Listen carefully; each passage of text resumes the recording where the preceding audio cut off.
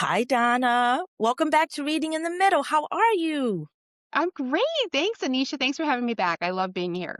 Well, thank you. Love having you. And you have a new book. Your Oh, your book is titled The Secret Winners Club.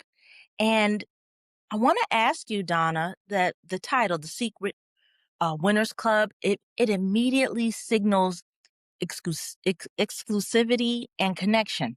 When you first started writing this book, what did the Secret Winners Club mean to you? And how did that meaning evolve as the story took shape? oh, wow. That's a great two-part question. I love it. You're really getting me thinking here. So, with the Secret Winners Club, the idea of it really evolved because I have five autoimmune issues, and I didn't get them until I was a grown-up. And I started thinking, wow, what would it be like for kids in middle school to have visible autoimmune conditions like I have? That would be really hard to deal with self-esteem and peer pressure and challenges and bullying and things like that. So that's really where the idea of the Secret Winners Club came from for these characters to want to be known as more than just their conditions in school. And so they want to beat out their competitions in each of their clubs, theater club, swim club, and junk bot club, and be number one. Because if they're number one, then they'll be winners and nobody will notice their skin conditions anymore. But of course, as they go through helping each other win, they cross the line, they hurt people, and they discover really what the true meaning of winning is that, trophies are more, there's so much more to winning than just having a trophy, that friendship often comes first, being kind, being courageous, and being a giving person is even more important than winning at times. So yeah, it was fun to see them evolve through their journey with trying to win and the lines they cross and what they learn through this. I love winning. I mean, I want a trophy. That means a lot to me. I gotta have it, no matter. No, kidding. Mhm. I'm just kidding. It's not about that. But it does. You always hear there are winners and then there are losers. And quite frankly, I hate the word loser, but I always like, hearing winners because everybody is a winner. And I know people are like, oh, that's trite. Oh, don't mean you got to win. Everybody's got to win. No, no, we're all winners. Well, and there's so many different ways to win in life, right? Not just with trophies. Winning at friendship, winning Hmm. in your classes, right? Winning with things that you learn that you can excel at can be just as important. I've never even won a trophy, and I'm okay with that. So, Yes. for sure. But I've won a lot of other things in life. And when you're in middle school, it's hard to understand that. But one thing I wanted to do in this story too was it's hard to talk about kids' health conditions without it being the whole story and without preaching about it. And so I wanted to really organically make it part of the story. So each of these three characters who have these autoimmune issues, um, they're reaching for more. It's more than just their conditions. They have Yes. other obstacles, right? They want something bigger than their condition. They want to win at things. And I wanted to show their conditions not through explanations, but through their friendships and through the choices they make and the actions they take and the consequences, negative and positive, and all of that. Kids are complex at this age, middle graders. Hmm. Yeah, they understand that, hey, you can be happy about one thing and be stressed out about another thing at the same time, right? Like we often are as people going through life, for Right. sure. So they're starting to understand that. Now, Sunny joins the group where being different isn't just accepted; it's almost kind of a currency.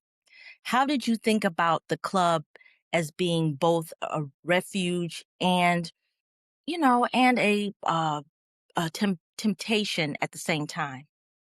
Well, I created the club first off so they could have this safe space because all three of these characters, Sunny, the main character, V, and Trevor, have these conditions. They've had a little bit of bullying going on with it, and so they create this safe space in Sunny's shed behind her mobile home where she lives, so they can be themselves. They're not being judged, and they feel in that safe space with their friends, which we all need, right? But then what happens is they actually, in helping each other win, they get pulled apart. and their friendship changes, and it becomes more about them achieving what they want and not being there for their friends. So that's something that Sunny feels very deeply like, wait a minute, what's going on here? Where are my friends? They're not showing up anymore. They're out just doing for them, you know? So where did our group go? It's changed. And so in that happening, they become more of an outsider and more visible in ways that they don't want. So Right. Now, bullying, as you mentioned before in this book, isn't always loud, and because it mhm, often shows up as competition or social pressure. yeah. V's experience with the mean girl on her swim team feels especially true to middle grade. Why was that important to show bullying in these quieter, realistic ways? Well, I think because it can happen, especially for V. She has vitiligo, which I have, which is a skin condition where you are missing pigment in your skin. So I have lots of white patches, which doesn't show up for me too much in the winter, but when I get tan, I look like a patchwork, quilt there going on. And so V has this condition. She wears a swimsuit for swim club. So she's showing a lot of patchy skin there. Mm-hmm. And so with this, I didn't wanna make it so black and white, though, with the bullying, because through the story, I don't wanna give anything away, but we discover that sometimes people act a certain way because of other issues they have going on in their life, because they're upset, they're stressed out about something, they're sad, and sometimes they want other people to feel as bad as they do. And this is something that kids can do, grown-ups can do, right? And until you become self-aware about it. So, and that somebody who is acting like a bully might not be such a bad person. They're just making bad choices and making bad actions and for certain reasons. And once you understand that, maybe friendship can shine through, you know? Yeah, because like as the saying goes, hurt people hurt people. Right, right. That's very true. Yes, that's a good way Mm-hmm. to And at times, the kids' goals feel driven not just by wanting to win, but wanting to beat the people who've hurt or underestimated them. How did you think about that emotional overlap between ambition and bullying? Yeah, it really drives their competitive edge. So it pushes them to cross the line, cross the boundaries, to manipulate people, to use people to their advantage to help them, because they have blinders on to Hmm. this, in each of their situations. So it makes it even more intense and really kind of goes to the dark side of competition. And what does winning really mean? What does striving and trying to win mean? And how can you do it in an empathetic way without hurting others? Yeah. And like you mentioned, again, you just keep tapping on all those questions that I have. Family it plays a grounding role in this story, especially Mhm. Sonny's relationship with her dad. He's a single parent and he's running a scrapyard, and he, supports her in practical ways. But how did you approach writing that relationship without idealizing it? Oh, that's a really great question. Yeah. So, in writing middle grade, it's okay to have adults in the picture, but we don't want them to be the main characters. We want the young characters making their own decisions and ultimately dealing with consequences. So I wanted her dad there to be like a guide.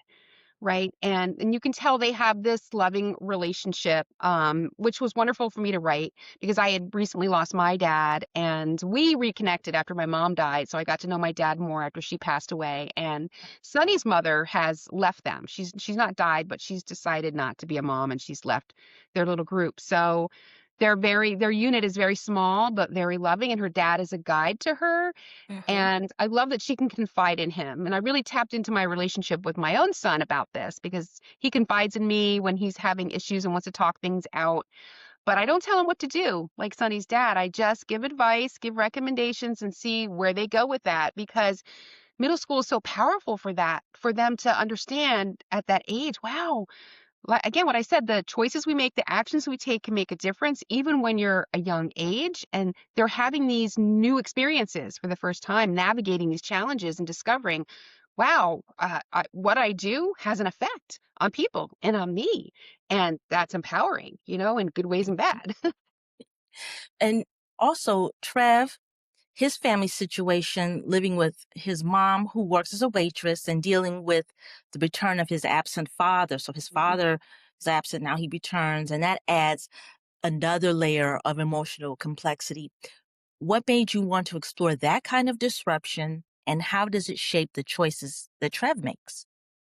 Ooh, another good question. Yeah, I also tapped into my own relationship with my father for Trev and his dad in a way because my dad was like emotionally absent with me. I didn't really know who he was until my mom died. And so Trevor doesn't really know who his father is because he's left. He's a trucker, he's been on the road, and he also has plaque psoriasis, which is disabling him. And that's why he's come home now. He can't do his job. And Trevor's had this wonderful relationship with his mom, and now his dad's butting back in. But then he has the opportunity to get to know him and understand him and have a relationship with him and understand what the choices his dad made were for certain reasons that he can now relate to. Trevor can. So I wanted to show the evolution of that from him being resentful to accepting and saying, you know what, I think it's okay if my dad stays and he's here and we can hang out, you know?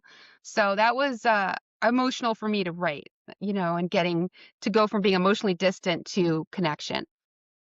Yeah, because it feels like the Secret Winners Club exists partly because these kids aren't getting what they need elsewhere, whether Mhm, that's safety at school, respect from mhm. peers, or stability at home. Do you see the club as filling an emotional gap for them? Yeah, absolutely. Again, it's their safe space to come together. But I think what I hope that they learn in the end is that you can create your own space around you and bring who you want into it. You don't have to be exclusive, right? You can be inclusive, and that's kind of what they learn, I think, by the end and reaching out to other people and pulling other people into their world.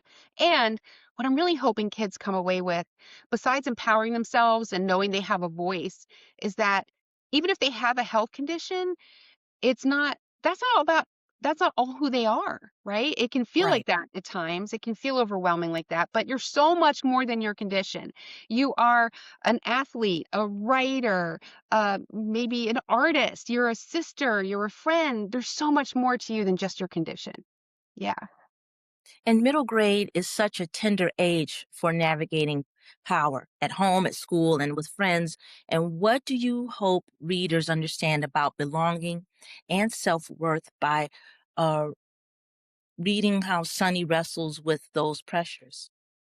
Yeah, I'm hoping what they come away with is that again, they do have power and they can feel empowered by the actions they take and the things that they learn through their friends and that they don't have to go this alone. They don't have to suffer alone through their challenges. There are people around them who care about them and love them, their friends, their family that they can reach out to, and maybe even new friends that they had thought weren't friends before, right? In some instances, like with the character V and Trevor as well. So yeah, I think that's a beautiful thing to kind of get outside your box and see what else is around you and pull other people into your world to make it that much bigger.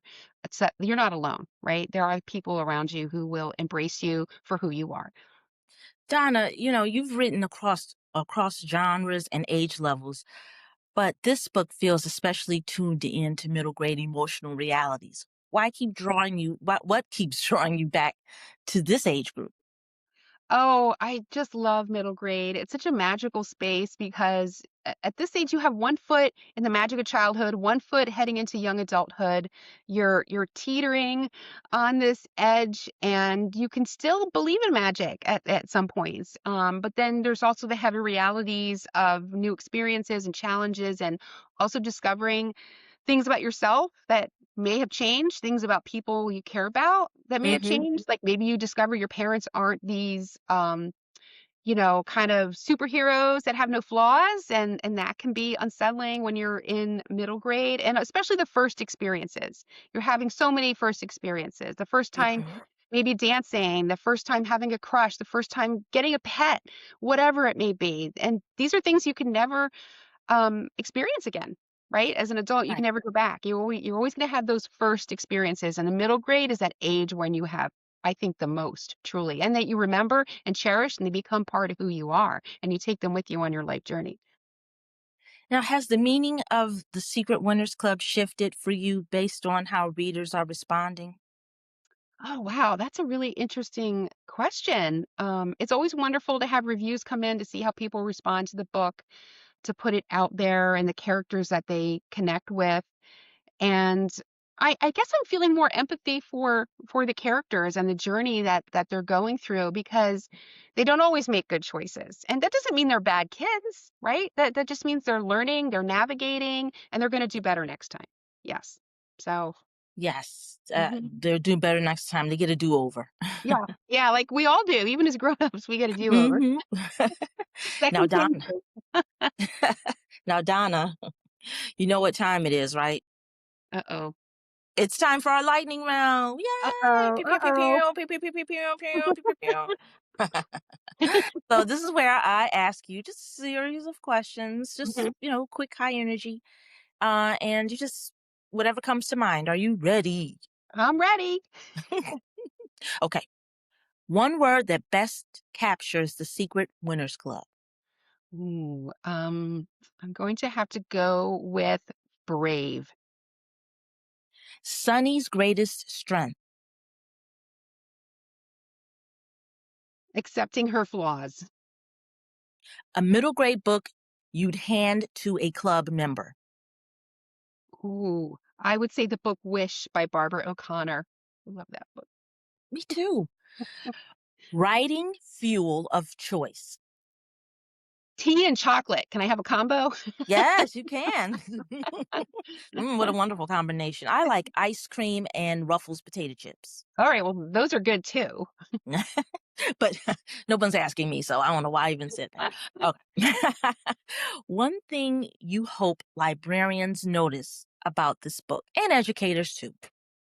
I hope they notice this is a really important book for kids to have, to embrace their differences and to find self-acceptance. Yeah, I Mhm. agree. I agree with you about that because this will resonate with them, Donna. This book was just wonderful. You Oh. had humor, you had this wonderful like belonging, and it just as someone that loves middle grade books, this is just one that I know that will be flying off the shelves. And librarians and teachers, this is a must read for your students and for your young patrons. So go out and get the Secret Winners Club because it's just one of the best books of 2026. And I did mention that in my uh, conversation with Karen Reeder on her podcast about one of the best books out there that I'm totally excited about everyone reading, and they need to get their copy. So, Oh, yeah. thank you so much for that. Well, and I do actually have an educator guide on my website, on my book page. So it's great. It's got discussion questions, activities to do for grades 3 through 8, and also an in conversation with me about the book too. So hopefully that will be helpful for educators if they're using the book in their classroom or kids are reading it. So, and I Now, do a how lot would I do a lot of school visits too. So, like especially with Read Across America Week, I'll be there at some oh, nice. schools. So yeah. That's right. Now, how do they find you? What's your website? It's just my name, so it's donnagalanti.com. That's Galanti with an I at the end. I always have to say that, not an E, an I. Yes, on the book, Donna Galanti right there with an I. So Yes. donnagalanti.com, and you can see I have my whole school visit page there with information about my program and testimonials and my book pages with discussion guides and book trailers, and I try and make it fun. I have a little video Q&A for young readers, and I show some of their artwork too about some of my books. So hopefully it's a fun space to go to. Oh, it will be. And listeners, don't forget to go to Donna's page, find that educator Mhm. page, and also I'll have a link to Donna's website on our show notes. So again, Donna, thank you so much for being on Reading in the Middle. Just so Well, happy that you wanted to come back, and I'm glad. Anytime, you're always oh, welcome. that's great. I love being here, Anisha. I'm so happy to be back on. So thanks for having me. You're welcome.